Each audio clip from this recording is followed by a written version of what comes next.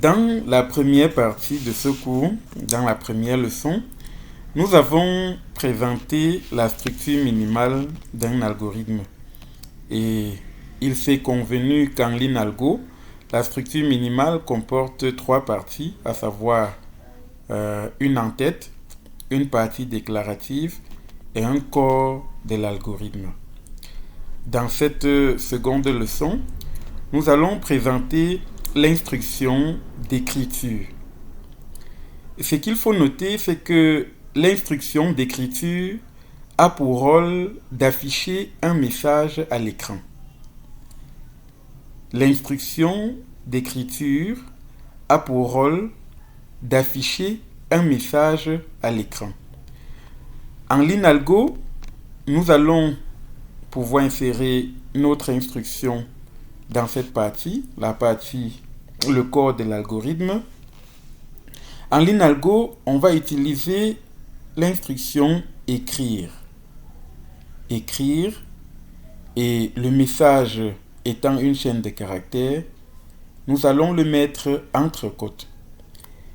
Je voudrais déjà signaler ici que le LINALGO ne supporte pas les codes simples, il faut absolument les doubles codes. Nous allons présenter le programme originel de toute formation. Bonjour le monde. Alors, écrire bonjour le monde. Bonjour le monde. Il ne faut absolument pas oublier le point-virgule à la fin. Voilà notre première instruction qui vient d'être produite.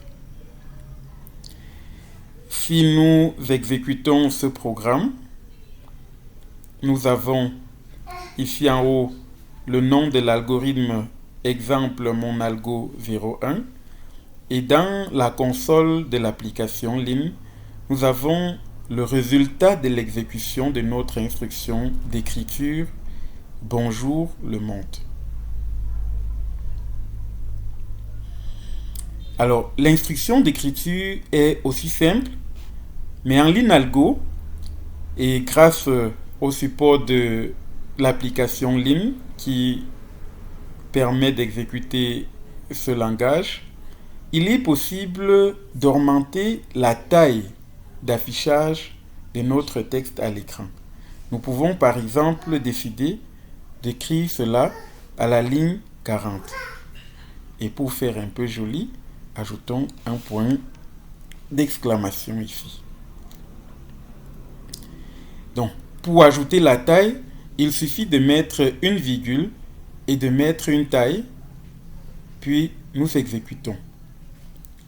Nous remarquons que le texte a été écrit en plus gros.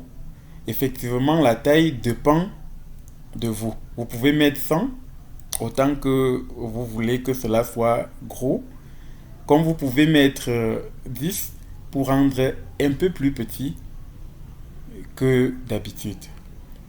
Il est possible de choisir une couleur d'affichage du message que vous voulez afficher. Nous pouvons par exemple, et la couleur étant une chaîne de caractères, nous allons ajouter une chaîne et décider par exemple que notre texte s'écrive en bleu. Je crois que le mot bleu s'écrit comme cela. Et si nous exécutons, nous obtenons effectivement notre texte écrit en bleu. Bien évidemment, il reste possible d'ajouter et la couleur et la taille. Nous allons écrire par exemple ce texte à la taille 30 en bleu et à la taille 30. Et là, nous obtenons ceci. Alors voilà quelques petits avantages que le LINALGO apporte dans l'écriture des algorithmes et vous permet ainsi de modifier la couleur du texte que vous affichez ainsi que sa taille. Bien évidemment, il est possible d'écrire en rouge et là-dessus, vous pouvez mettre juste la lettre R ou écrit entièrement en toutes lettres rouges.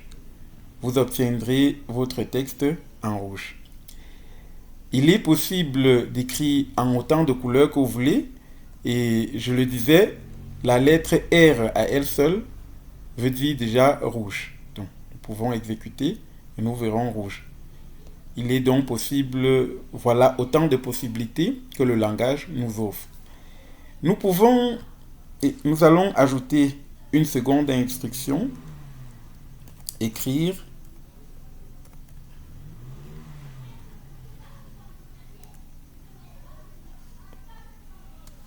ceci